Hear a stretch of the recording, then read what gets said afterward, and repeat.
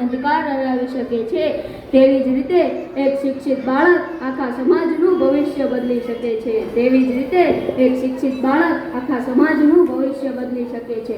સામાજિક ઉત્થાન એટલે મકાનો કે સુવિધાનો જ વિકાસ નહીં, પરંતુ સમાજના દરેક વ્યક્તિના જીવનમાં શિક્ષણ, સમાનતા અને જ્ઞાનનો પ્રકાશ ફેલાવવો છે.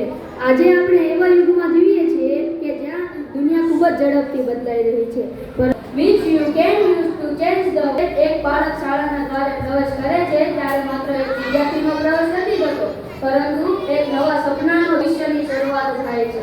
કલમની હોય છે, કલમની તાકાત તલવાર કરતાં પણ મોટી હોય છે, કારણ કે તલવાર શરીર જીતે છે, જ્યારે શિક્ષણ દિલ અને દુનિયા જીતે છે.